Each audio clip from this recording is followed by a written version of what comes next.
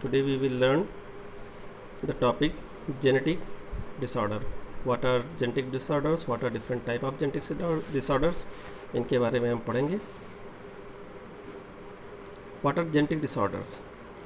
There are two type of genetic disorders. Mendelian disorder जो कि Mendel के rule को फॉलो करते हों, and the chromosomal disorder. What is the basic differences between these? Mendelian disorder alternation or mutation in a single gene, while in chromosomal disorder due to absence or excess of abnormal arrangement of one or more chromosome. यहाँ पर chromosome set की बात हो रही है, यहाँ पर एक जीन की बात हो रही है. दोनों में से अगर एक जीन में डिसऑर्डर होता है दैट इज़ मेंडेलियन डिसऑर्डर, और क्रोमोसोमल डिसऑर्डर में पूरा का पूरा सेट उसका चेंज हो सकता है. Transmitted to the offspring, Mendelian disorder भी ट्रांसमिट होते हैं. क्रोमोसोमल डिसऑर्डर फेल्योर ऑफ होता क्यों है? Failure of segregation of chromatids and cell division cell cycle resulting in the gain और लॉस ऑफ क्रोमोसोम. इस गेन और लॉस ऑफ क्रोमोसोम को बोलते हैं एन्यूप्लॉइडी. तो what is the basic reason behind the chromosomal disorder is the aneuploidy, loss और gain of the chromosome. Mendelian disorder can transmit to offspring, can be traced in a family by the pedigree analysis, जिससे हम पता लगाते हैं कि किसी के history में कोई जेनेटिक डिसऑर्डर है या नहीं है. तो मेंडेलियन डिसऑर्डर मेंडल के रूल को फॉलो करते हैं, ट्रांसमिट होते हैं ऑफस्प्रिंग में. पेडिग्री एनालिसिस से हम इनको जान सकते हैं कि किसी के आने वाली जनरेशन में कोई डिजीज़ होने वाला है या नहीं होने वाला है. और इनके एग्जाम्पल्स हैं haemophilia, cystic fibrosis, sickle cell anaemia, colour blindness, phenylketonuria, thalassaemia. इनके बारे में हम एक एक करके आगे पढ़ेंगे. वाइल क्रोमोसोमल डिसऑर्डर जो होता है वो एबनॉर्मल अरेंजमेंट ऑफ क्रोमोसोम्स के कारण होता है. होता क्यों? एक सेट ऑफ क्रोमोसोम पूरा का पूरा चेंज हो जाता है during the cell cycle and cell division. Segregation proper तरीके से नहीं हो पाता है. एन्यूप्लॉइडी के कारण होता है. And there are 3 examples which are mentioned in NCERT book is the Down syndrome, Klinefelter syndrome and Turner syndrome.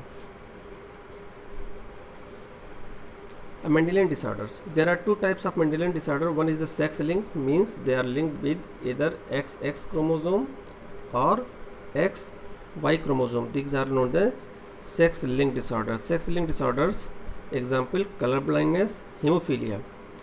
Other is the autosomal disorder. You know very well that out of the 26 chromosome, we have 23 pair total chromosome.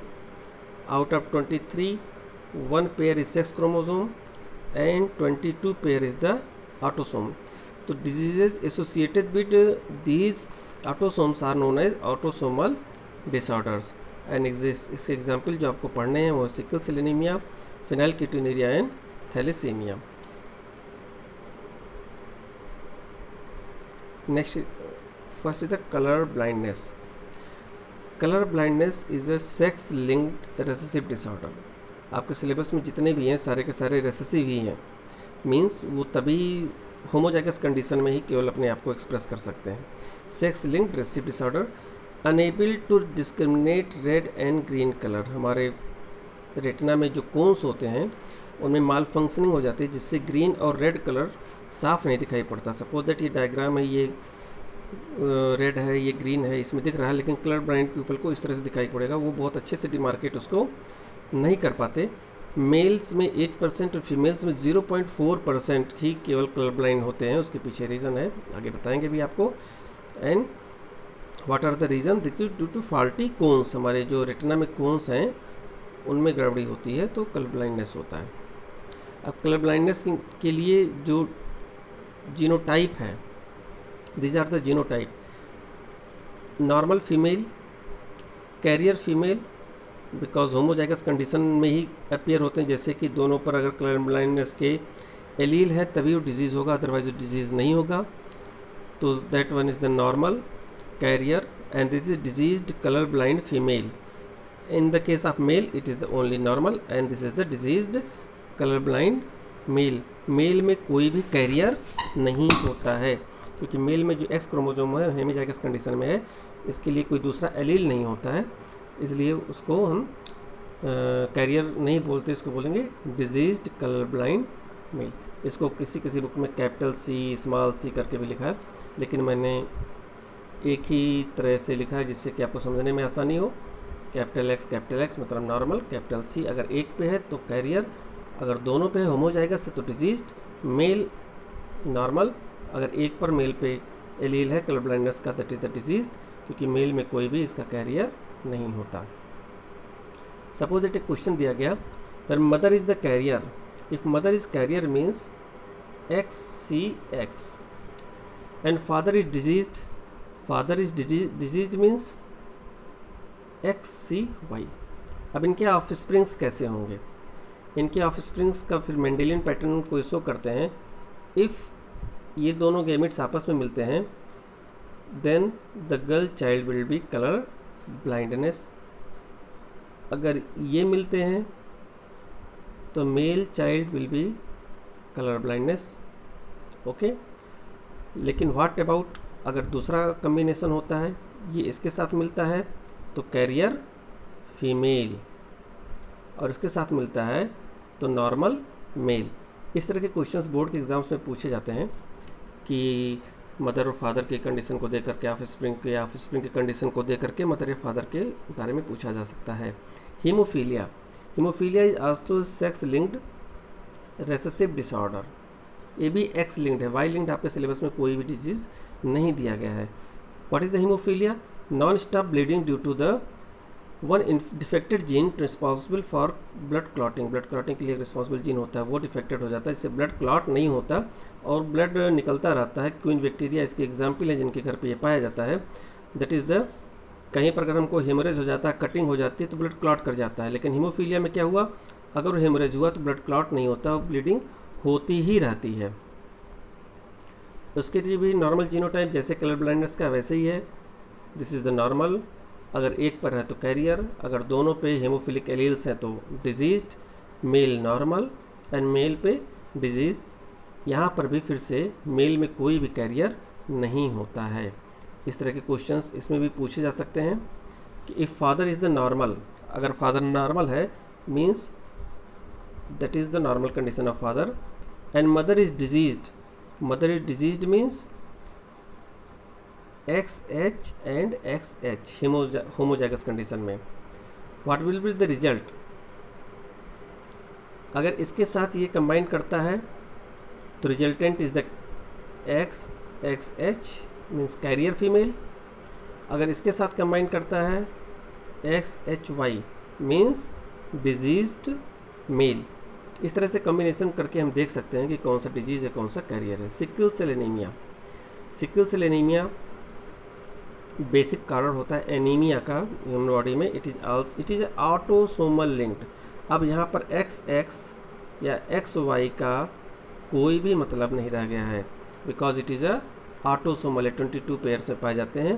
The disease is controlled by a single pair of allele HBA और HBS।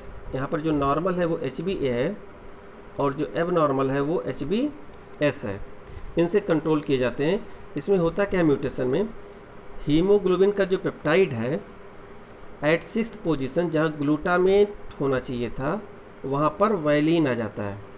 Due to this ये जो RBC का shape है वो बाइकॉन्केव से sickle shape हो जाता है, that's why it is known as sickle cell anaemia. और उसकी बाइंडिंग कैपेसिटी हीमोग्लोबिन के साथ कम हो जाती है और ऑक्सीजन का टेंशन क्रिएट हो जाता है। तो एलील जो बेसिक चीज़ समझने की, एलील्स क्या हैं, HBA नॉर्मल और HBS sickle shaped. The mutant hemoglobin molecule undergo polymerization under low oxygen tension causing the change in the shape of RBC। RBC का शेप चेंज हो जाता है, किस तरह हो जाता है, बाइकॉन्केव से कैसा हो जाता है, sickle shaped.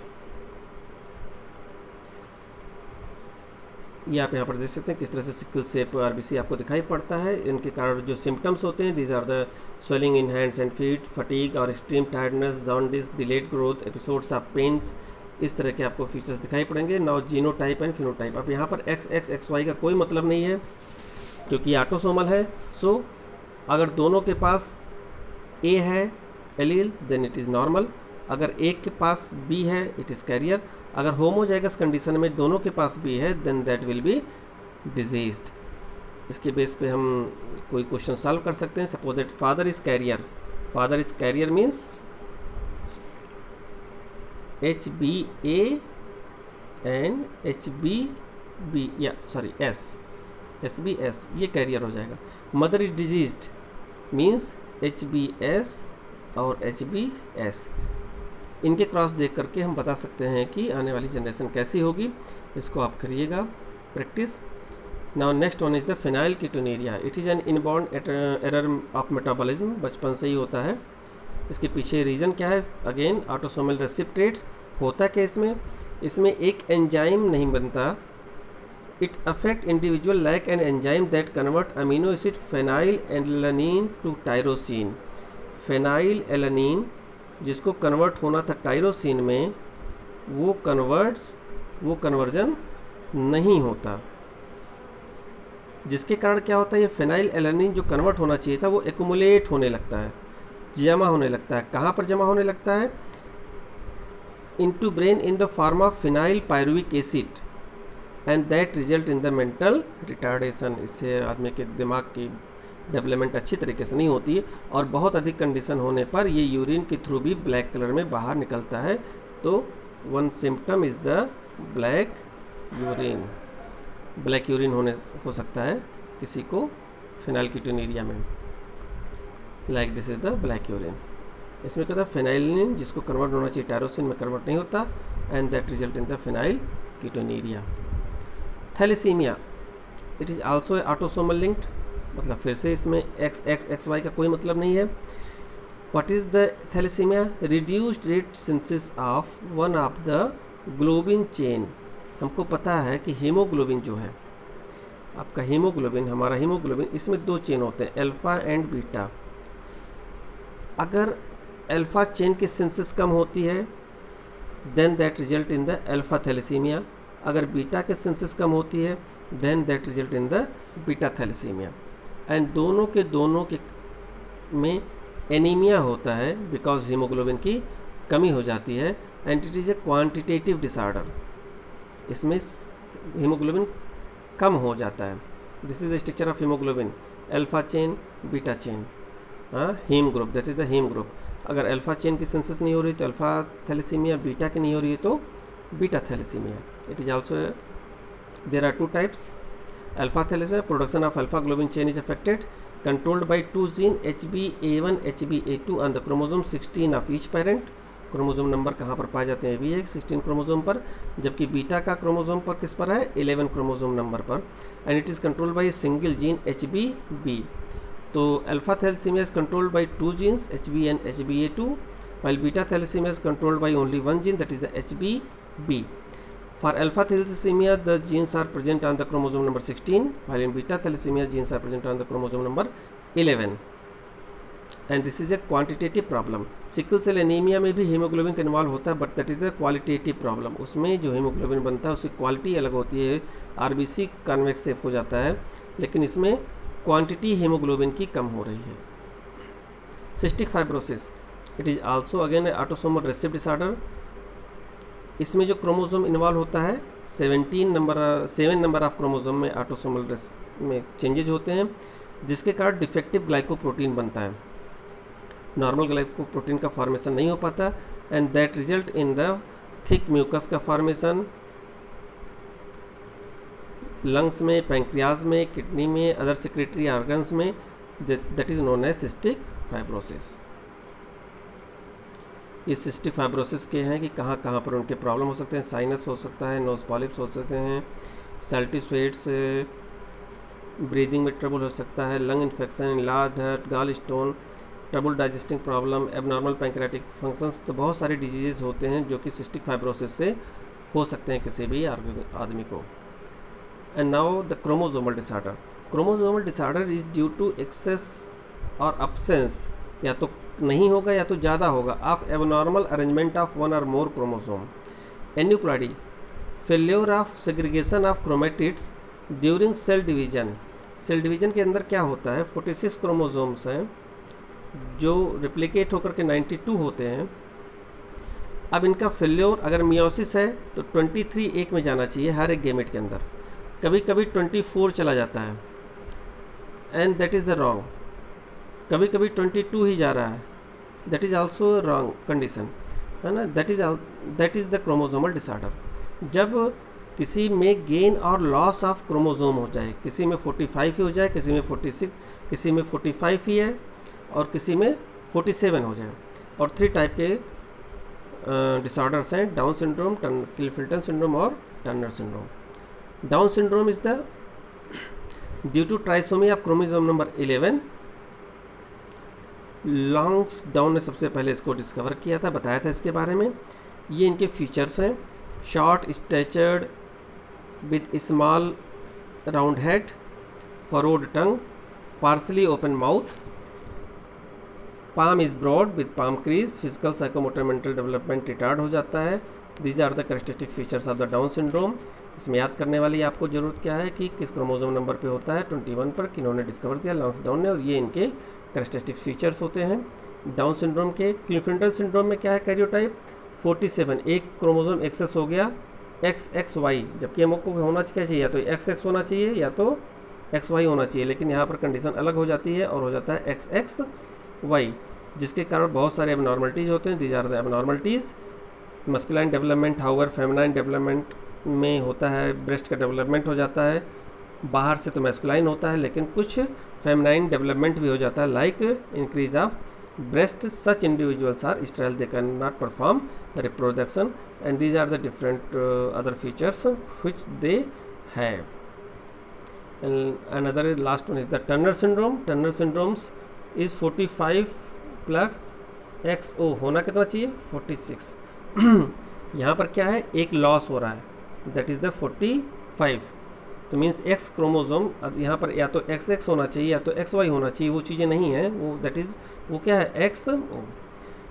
Feature such females, ये जनरली फीमेल्स होती हैं, आर स्टेराइल, ये भी स्टेराइल होती हैं, ovaries are rudimentary, lack of other secondary sexual characters. तो ये इनके अदर फीचर्स हैं जो कि ऐसे टर्नर सिंड्रोम के पेशेंट्स में पाए जाते हैं। तो this is all about the chromosomal disorder and the Mendelian disorder. Thank you.